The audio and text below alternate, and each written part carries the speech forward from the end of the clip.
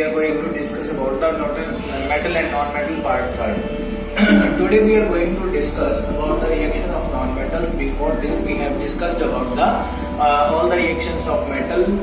We have done the chemical reactions of metal as well as physical and physical properties of metal and non-metals also in the comparison form. Today we are going to discuss about the various properties of non-metal, in which first property is electronegative characters. What do you mean by these electronegative characters? As you know that non-metals can gain electrons. How? For example, chlorine, for example, oxygen. Both these are non-metals and they can gain electrons. How? You know that 2, 8, 7 in the last shell there is 7 electrons. So chlorine can gain 1 electron to complete its octet. अपने octet को complete करने के लिए chlorine क्या कर सकता है? 1 electron को एक्सेप्ट कर सकता है, तो ये बोलेगा 2, 8, 8. सिमिलरली 2,6 ऑक्सीजन, तो इसकी अगर देखें तो ये 2 इलेक्ट्रॉन को क्या कर सकता है? एक्सेप्ट. तो ऑक्सीजन क्या बनेगा? ऑक्सीजन का -2.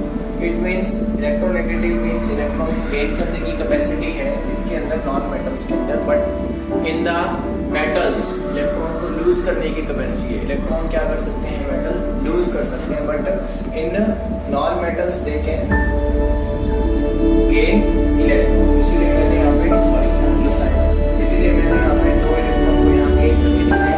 यहाँ पे क्लोरीन को 1 इलेक्ट्रॉन की नीड थी, तो क्लोरीन में क्या आ गया? -4.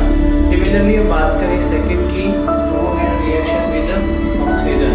एक रिएक्शन विद ऑक्सीजन क्या है, कैसे ऑक्सीजन जो है वो रिएक्ट करता है, तो उसके लिए हम देख रहे हैं कि कैसे. फॉर एग्जांपल H2 की बात करें +O2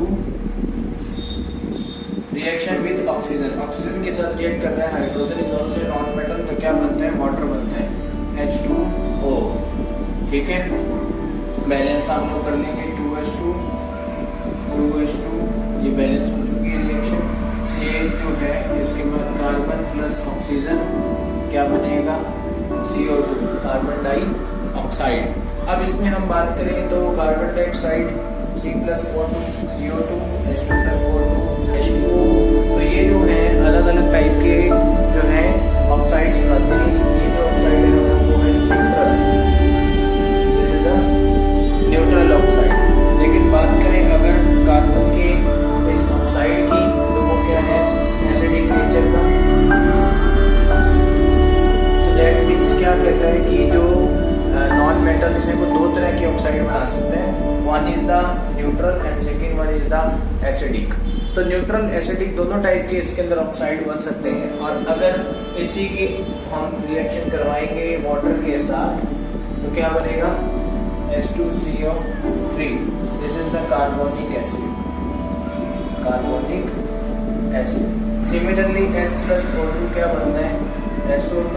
और SO2 की रिएक्शन किसके साथ करवाएं? H2O के साथ, तो क्या बनेगा? H2SO3. इसको बोलते हैं सल्फ्यूरस एसिड, सल्फ्यूरस एसिड. ये जो सल्फ्यूरस एसिड है वो H2SO4 यानी कि सल्फ्यूरिक एसिड के कंपैरिजन में काफी वीक एसिड है. जब भी अगर आप देखते हो एसिड रेन होती है तो सल्फर डाइऑक्साइड जो गैस एयर के अंदर प्रेजेंट है, तो सल्फर डाइऑक्साइड गैस वाटर के साथ रिएक्ट करके सल्फ्यूरस एसिड बना देती है. और ये है तो एसिडिक, लेकिन एक वीक एसिड है. तो ये हो गया आपका reaction with oxygen with the non metals. Reaction है इसके बाद रिएक्शन विद डाइल्यूट एसिड्स. आपको पता है कि जो नॉन मेटल्स हैं वो क्या कर सकती हैं? गेन कर सकती हैं इलेक्ट्रॉन्स को. गेन इलेक्ट्रॉन्स, इलेक्ट्रॉन को गेन कर सकती है. अब मैं बात कर रहा हूँ डाइल्यूट एसिड के साथ. अगर मेटल की बात करें एसिड के साथ, तो वो हाइड्रोजन गैस प्रोड्यूस करती है. लेकिन नॉन मेटल की बात करें, हाइड्रोजन गैस तक प्रोड्यूस नहीं होगी. क्यों नहीं होगी? क्योंकि ये खुद इलेक्ट्रॉन को क्या करेंगे? गेन करेंगे. फॉर एग्जाम्पल हाइड्रोजन जो बनता है H पॉजिटिव आयन का मीन्स क्या होता है कि hydrogen can gain 1 electron to produce the hydrogen gas. अगर इसके अंदर 1 इलेक्ट्रॉन प्लस हो जाए तो क्या बनेगा? Hydrogen gas. लेकिन नॉन मेटल जो है वो खुद ही इलेक्ट्रॉन को गेन कर रहा है, तो गेन करने की वजह से क्या प्रॉब्लम आएगी, ये हाइड्रोजन गैस को नहीं बना सकते। इसीलिए जो नॉन मेटल्स हैं वो डाइल्यूट एसिड के साथ क्या नहीं करते, कोई रिएक्शन को शो नहीं करते। नेक्स्ट पॉइंट है हमारा ऑक्सीडाइजिंग एजेंट। ऑक्सीडाइजिंग एजेंट का मीनिंग क्या होता है कि जो एक्सेप्ट कर सकते हैं इलेक्ट्रॉन को, जो नॉन मेटल्स हैं वो इलेक्ट्रॉन को क्या कर सकते हैं, एक्सेप्ट कर सकते हैं, इसीलिए इनको ऑक्सीडाइजिंग एजेंट बोला गया है। लेकिन इटसेल्फ गेट रिड्यूस्ड, ये इटसेल्फ क्या हो जाते हैं, रिड्यूस हो जाते हैं। तो इसको क्या हमने नाम दे दिया, these are the strong oxidizing agent because they can gain the electron but itself get reduced, tendency to gain electron, ठीक है। जैसे फॉर एग्जांपल फ्लोरीन, फ्लोरीन क्या है, सबसे ज्यादा हाईली ऑक्सीडाइजिंग एजेंट माना गया है बिकॉज इसको माना गया है ये इजीली गेन कर लेता है किसको, इलेक्ट्रॉन को। फ्लोरीन कितने नंबर पे आता है, 9 पे, 2,7। 1 इलेक्ट्रॉन को गेन करना है, तो एक इलेक्ट्रॉन को गेन करना इजी रहेगा क्योंकि इसके अंदर एक ही इलेक्ट्रॉन की कमी है। और जो इलेक्ट्रॉन गेन करना इजी क्यों है, क्योंकि इसकी शेल बहुत ज्यादा छोटी है, सिर्फ इसके अंदर 2 ही शेल्स हैं, K और L, तो ये न्यूक्लियस के बहुत ज्यादा क्या है, नजदीक, जिसकी वजह से ये इलेक्ट्रॉन को बहुत ही इजी तरीके से क्या कर सकता है, गेन। सो इसीलिए इसको क्या बोला गया, this is a strong oxidising agent. Next इसके बाद जो है वो formation of the covalent compounds. इसी के साथ एक टॉपिक और कर लेते हैं, formation of covalent compounds. Covalent compounds, covalent compounds क्या है, आपने 9th क्लास में कोवेलेंसी इलेक्ट्रोवैलेंसी के बारे में स्टडी की।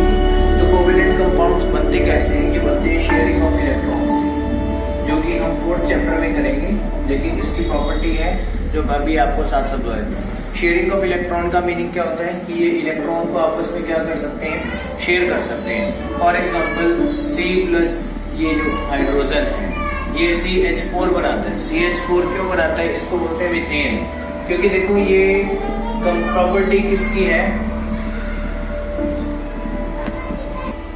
शेयरिंग ऑफ इलेक्ट्रॉन कैसे कि कार्बन और हाइड्रोजन दोनों के पास इलेक्ट्रॉन की कमी है, तो ना कार्बन के पास उसका ऑक्टेट कंप्लीट है, ना ही हाइड्रोजन का ड्यूप्लेट कंप्लीट है, तो इसीलिए क्या करते हैं, एक दूसरे के साथ क्या कर लेते हैं, शेयरिंग कर लेते हैं। अब एक चीज और देखिए कि कार्बन जो है वो भी नॉन मेटल है, हाइड्रोजन है वो भी एक नॉन मेटल है, तो जो भी कोवेलेंट कंपाउंड्स बनते हैं वो हमेशा किस किस के बीच में बनते हैं, non metal plus non metal, जिसको हम 4th चैप्टर यानी कि कार्बन एंड इट्स कंपाउंड के अंदर डिस्कस करेंगे। इस चैप्टर के अंदर सिर्फ हम आयनिक कंपाउंड्स का डिस्कशन करेंगे, लेकिन उससे पहले जो है हम बाकी प्रॉपर्टी को डिस्कस कर चुके हैं, और ये कोवेलेंट कंपाउंड जो कंप्लीट डिस्कशन है वो हम नेक्स्ट पॉइंट में करेंगे।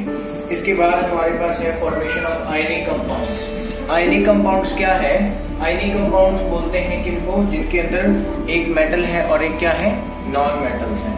तो नेक्स्ट पॉइंट है हमारा ionic compounds. Ionic compounds, ionic compounds क्या होगा, आयनिक कंपाउंड्स क्या होगा भाई, इसके अंदर क्या बनेंगे, आयंस बनेंगे, एक बनेगा मेटल और एक बनेगा नॉन मेटल के साथ।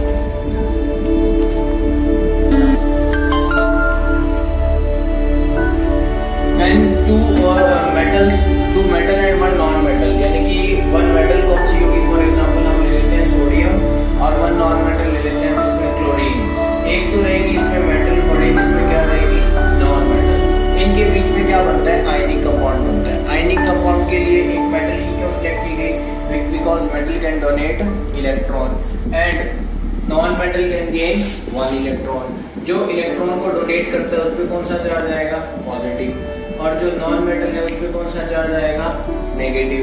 बिकॉज क्या होता है कि पॉजिटिव नेगेटिव चार्ज आने का रीजन क्या है, क्योंकि इसमें से एक इलेक्ट्रॉन की कमी हो गई, लेकिन जो हमारे अंदर प्रोटॉन है न्यूक्लियस के अंदर उसकी अमाउंट तो अभी भी उतनी है, तो इसीलिए एक इलेक्ट्रॉन क्या हो जाएगा, कम, लेकिन नंबर ऑफ प्रोटॉन्स क्या रहेंगे, उतने ही, इसीलिए चार्ज कौन सा आएगा, पॉजिटिव। और दूसरी जगह अगर हम देखें तो इसमें कौन सा चार्ज आएगा, नेगेटिव, बिकॉज इसमें इलेक्ट्रॉन क्या आ चुका है, एक ज्यादा। ये इलेक्ट्रॉन दिया किसने, इसने नहीं, इसी को एक इलेक्ट्रॉन दिया तो इसमें पॉजिटिव और इसने गेन कर लिया, तो इसलिए इसमें कौन सा चार्ज आ गया, negative. So metal and non metal they will form the ionic